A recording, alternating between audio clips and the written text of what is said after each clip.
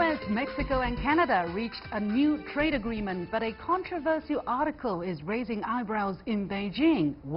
Why does it concern China? And China and Angola may be worlds apart, but ties are on the rise. I sat down with Angola's Minister of External Relations to find out what they think of relations with China. Welcome to The Point, live from Beijing. I'm Beijing.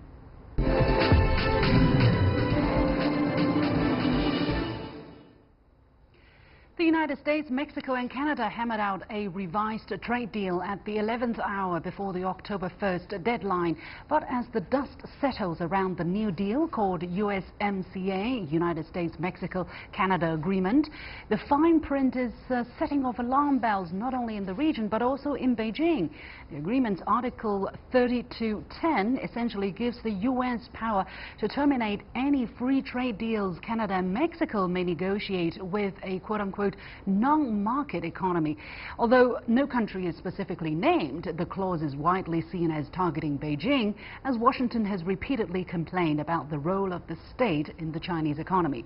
Has the U.S. used the provision to drag Canada and Mexico onto its side in its trade war with China? What will be the impact on Canada and Mexico and their economic relations with China? And will this provision set a precedent for future trade deals between the U.S. and other economies? Joining me for the discussion from Geneva, Switzerland is Professor Xiankun, Emeritus Professor at the University of International Business and Economics here in Beijing and of Wuhan University. And joining us via Skype from Dallas, the U.S. is Bill Watson, Associate Fellow at R Street Institute, a public policy research organization that promotes free markets. Gentlemen, welcome to the show.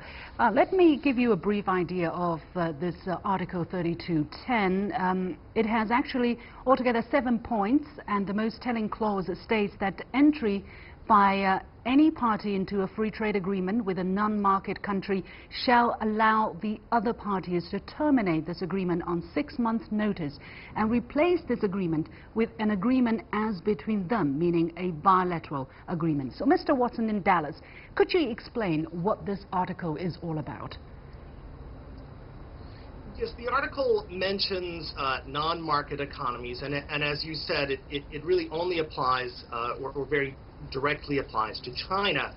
And the requirements in the article are to consult with the other members of the USMCA before commencing negotiations with China toward a free trade agreement, and then providing those other countries with a draft of the agreement before it's signed, allowing them to comment on it.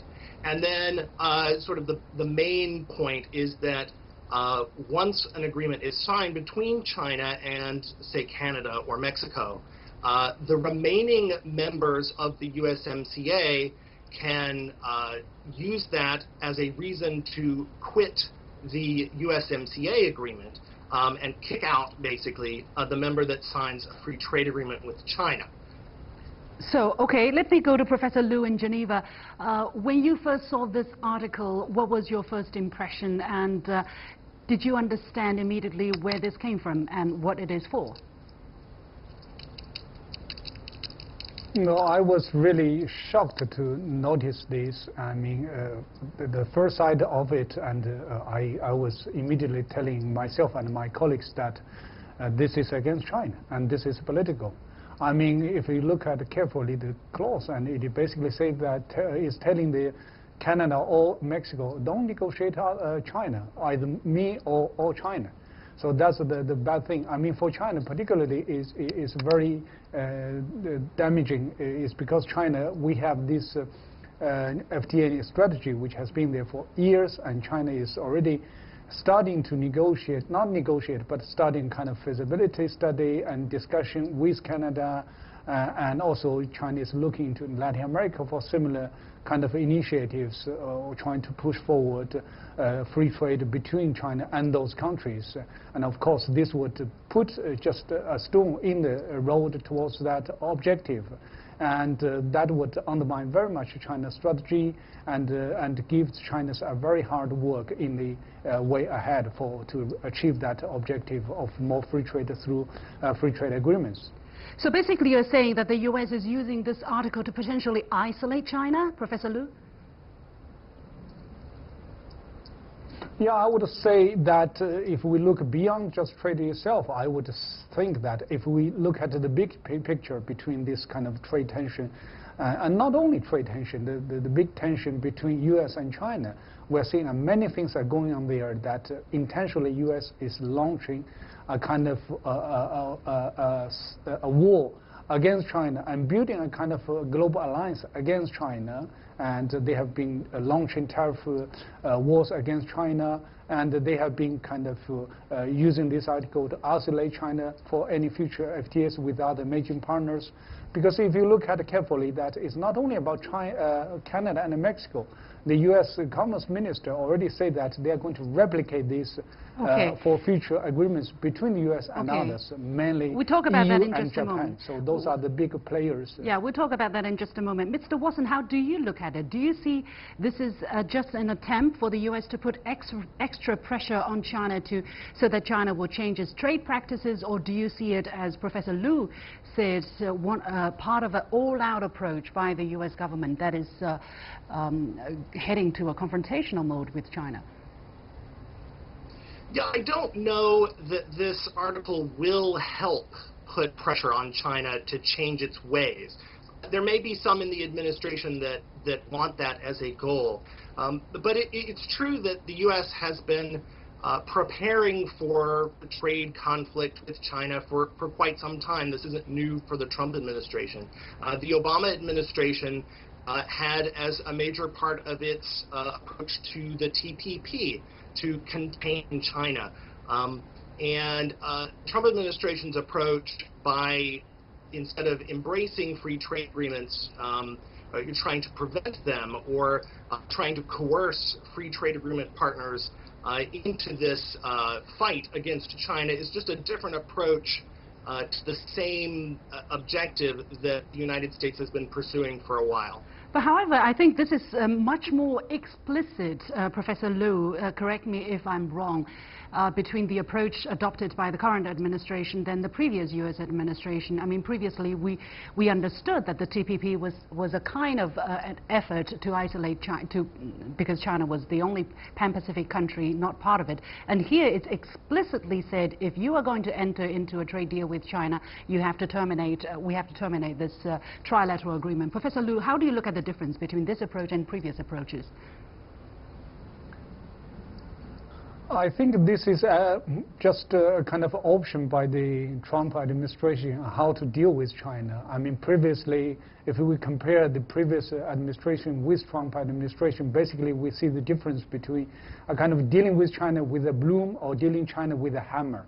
I mean, previously people are more kind of, even with TPP, isolating China, but people are saying that the TPP is still kind of, once it's finished, it is higher standard FTA, and China could join in.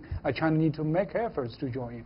But now Trump is basically kind of building kind of encirclement against China, that either you choose China or you choose me. So right. That's a big hammer and difference between from previous administrations. Yeah. Okay, let's look at the Chinese response. The Ministries of Commerce or Foreign Affairs has not officially responded to this provision by the Chinese embassy in Ottawa, said in a statement last Friday that the clause was fabricating the concepts of market economy and non-market country outside the World Trade Organization framework, and was the excuse made by some countries to shirk their obligations and refuse to meet their international commitments. And the embassy's spokesperson, I think this is particularly interesting, Yang Yundong, added that we condemn the hegemonic acts by related countries of publicly interfering with the sovereignty of other countries, and we feel sorry for the damaged economic sovereignty of the countries concerned. So, Mr. Watson, was this a breach of economic sovereignty? It certainly has been interpreted by many people in Canada and Mexico as an overreach by the United States, trying to control who they can and cannot enter into free trade agreements with. And it's unprecedented in that regard. I know that the Canadian Foreign Minister has noted that they could leave the agreement, anyone could leave the new USMCA at any time, and so it doesn't necessarily create new rights or obligations. But it certainly sends a statement that the United States is interested in using free trade agreement negotiations to bully other countries, right. to coerce well, by them, signing up to it, not just for U.S. gain, but for a broader geopolitical purpose. Mr. Watson, by signing up to it, did it mean that Mexico or Canada, knowing that part of their economic sovereignty was being infringed upon, did it mean that they were willing to accept this in compromise for a trade deal with the United States, or they probably don't really have a choice because this is their next door neighbor, their largest trading partner, and their national security also depends on their relationship with the United States? Yes, Canada and Mexico are in a difficult position with negotiations with the United States because the U.S. market is so large and so important to them that the United States can demand a lot. And the entire renegotiation of NAFTA, this new USMCA, is the result of the U.S. wanting to put more pressure on Canada and Mexico to get more concessions. And so the whole exercise was about what Canada and Mexico were willing to give up, and this was one of them. I think they must have decided that okay, this is really interesting. With China wasn't that valuable. Yeah, this is really interesting. Professor Liu, I want to get your perspective. Do you think Canada and Mexico from now on will have to choose between trading with the United States or trading with China, or is there a possibility that they can still enhance their trade or keep their trade relations with China while continue their trade partnership with the United States? The answer will not be that simple. I mean, it all depends on what their decisions are going to be and how do they negotiate with the United States according to this agreement, the provision 32.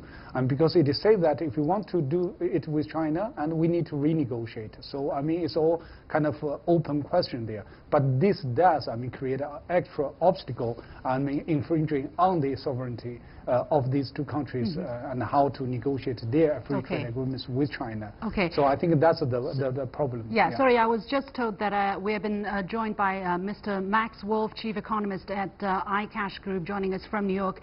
Mr. Wolf, welcome to the show, although at a last minute. On this topic, I want to ask you a relatively technical question. It says that Mexico and Canada will have to inform the United States if they are going to enter into a free trade deal with a non-market country. Who decides whether one country is market or non-market? The U.S. or Canada or Mexico? How do we know? So clearly this is a usurpation of the standard rights of countries to make whatever agreements are in their best interest by a party in the United States that wants to run around the world and say everyone should operate in their narrow self-interest. I guess maybe not everyone, according to this deal, but clearly the United States would like to make that determination. I think there's another determination there, which is what constitutes a free trade deal. And normally these attempts, while not constructive to free trade, are so widely violated that they don't do what they intend to do, but they do create a less cooperative, more problematic environment, and I fear this one will be no different from those historic precedents. Okay, in very short terms, how do you see this deal affecting the trade relationship between between Mexico and China, and between Canada and China, and whether this is going to be a bad present for other trade deals between the United States and, let's say, between the United States and EU and Japan? So certainly not a positive precedent, certainly not positive for free trade. I think it will be controversial both in Canada and Mexico, where I don't think the publics will be as likely to have an appetite for it as the governments did in the last minute of this deal. I think that may be particularly true in Mexico, where the deal was struck by an outgoing, unpopular leadership about to be replaced by an opponent who has made a feature of disagreeing with his predecessor on exactly this type of deal. Okay, we have to leave it there. So still we do not know if anything are going to happen to these agreements, because they have to go through parliaments in Mexico and Canada as well. So many thanks to my three guests from Geneva: Professor Xiankun, Emeritus Professor at the University of International Business and Economics and Wuhan University; in New York, Max Wolf, Chief Economist at iCash Group; and in Dallas, Texas, via Skype, Skype Bill Watson, Associate Fellow at R Street Institute, a public policy research organization that promotes free trade and free markets, rather. And you have been watching The Point with me, Liu Xin. We'll take a short break, and when I come back, China and Angola are celebrating 35 years of diplomatic relations.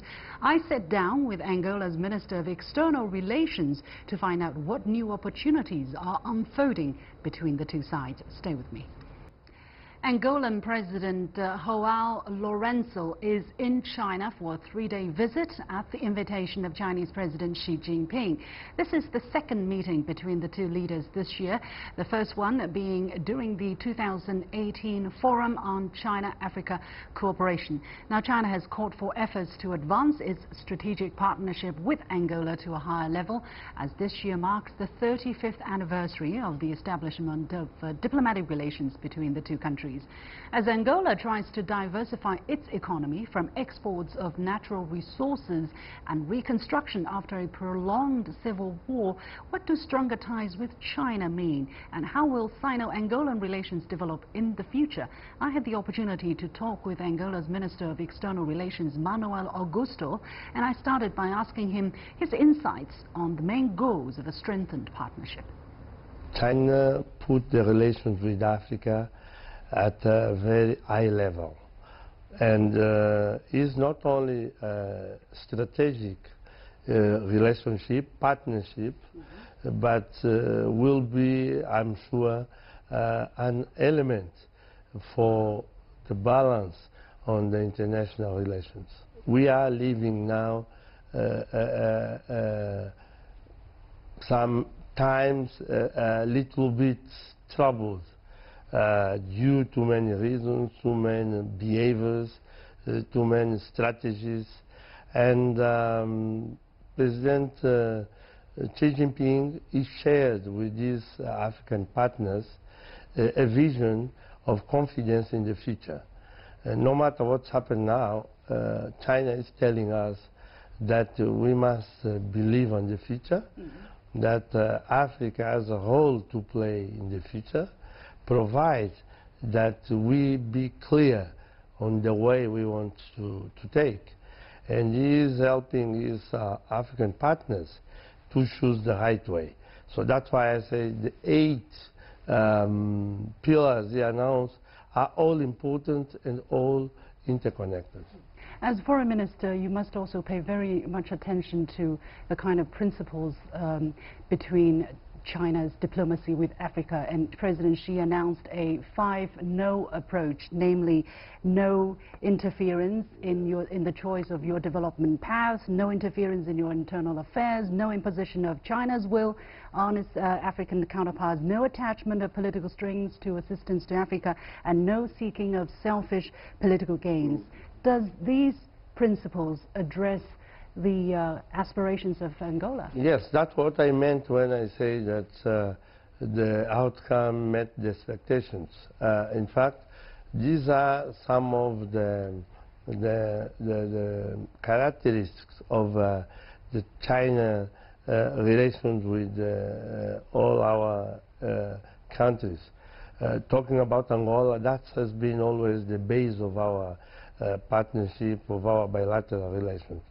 All these 5 no's, they are always present, and this good that President Xi Jinping highlighted for people who has doubt on what China seek when established this special partnership. You know that there is many detractors of this China position in Africa. People want to talk about a new colonialism and things like that. And it was important that President Xi Jinping made it clear that what China is looking for has to do with everything except these 5 no's. Well, let me ask you, since you mentioned new colonialism, Angola was the colony of Portugal for almost 100 years. What is the difference between China's behavior in Angola and the colonial? So let me say that China has a big sense of the Portuguese colonialism, before because of Macau, and so China knows what was not good on the colonialism. But speaking more seriously, there is no comparison. Colonialism is colonialism, partnership is a partnership. China is a young country, China, the modern China. Chinese culture, Chinese nation is an ancient millennia, but China is a new country. This China that we are dealing with came out in '49, so after the Second World War. Is this China that we know, that we trust, and there's no comparison with any sort of colonialism or neo-colonialism. So how would you describe the current level of bilateral ties, and what are your future goals? So let me say that I don't mind to repeat that our relations, the level of our relations are excellent, especially the political and diplomatic ties. We have a convergence with China in most of the matters in the international relations, matters of common interest, especially those related with peace, security and stability in the world. We have a very close cooperation with China in many, if not all, issues of relevance in the international arena. As far as the bilateral relations are concerned, of course, we are now one of the first partners, if not the first, in Africa, to China. And the participation of China in our economy is so wide that it's difficult to find a sector where China is not present. So, and China cooperation had an impact. When we talk about China cooperation with Angola, it's not a rhetoric, because in the last 16 years, 17 years, was China who, along with the Angolans, drove us for the reconstruction, especially the reconstruction, the post-war reconstruction. When most of the world was giving their back to us, China was there, and they came along. And we can see that many things have been done, and we believe that in the near future many more things will come. And the perspective for the futures are so high that the two heads of state, they decide to organize a state visit. That will be an occasion for more close discussions, and especially for the agreements that can foresee the relations between the two countries for the next decades. Yeah. Well, you talk about the next decade. Belt and Road is a very long-term project. What are your country looking forward to in this initiative? Are there any current projects that's been undertaken? In short, we can say that we are in on this belt and road. We are in fully, which means that we will try to take advantage of this new platform, and of course we will also bring our input on it, because this is a win-win cooperation that we are looking for. Angola has also many things that can bring in this new framework, and of course we expect that in the next 1-2 decades we can all be proud and happy with the results. Yeah. Well, in the past, many African countries were getting loans from multinational banks or IMF, and now they were getting, but with those kind of loans, a lot of strings will be attached to structural reforms, for instance, whereas China give loans without any strings attached. Looking back to the Chinese loans, what have been the effects of this kind of loans to your country? Yeah, the effects we can see in the projects that have been accomplished. China helped us to build thousands of kilometers of roads. They helped us to rehabilitate and reconstruct our railways. 3 railways lines have been rehabilitated by China. One of them is a transnational railways because it links up to neighbor countries like Democratic Republic of Congo and Zambia. Is the way to link them to the Atlantic Ocean. So China helped us to build many cities. Cities that are accommodating now millions of Angolans, especially the youth. China helped us to build hospitals, schools. China is in all areas. We have our new international airport, which will be inaugurated next year. China is the one who is helping us. Well, what can Chinese companies offer or Chinese projects offer to Angola vis-a-vis other countries and other corporations?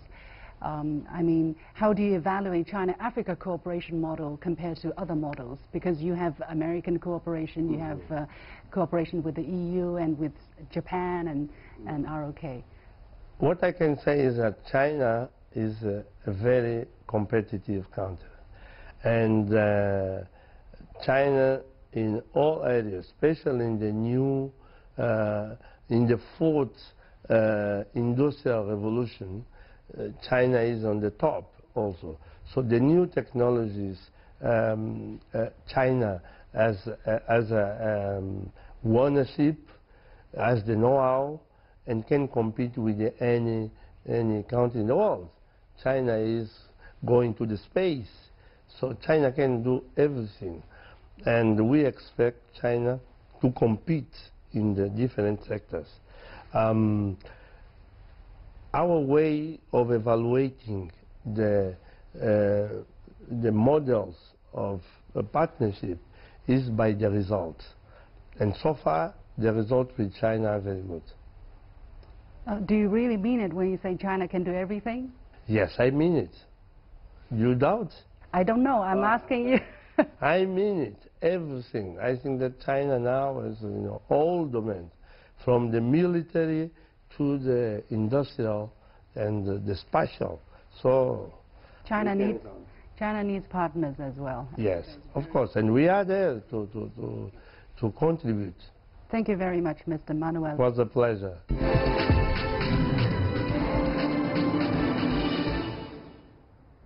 My interview with the Minister of External Relations of Angola, Manuel Augusto. And with that, we come to the end of this edition of The Point with me, Li Xin. As always, follow me on Facebook and Twitter using the handle The Point with LX. Download the application called CGTN to watch the show on your mobile devices, or go to YouTube and look for CGTN The Point. Thanks for watching. Keep up The Point.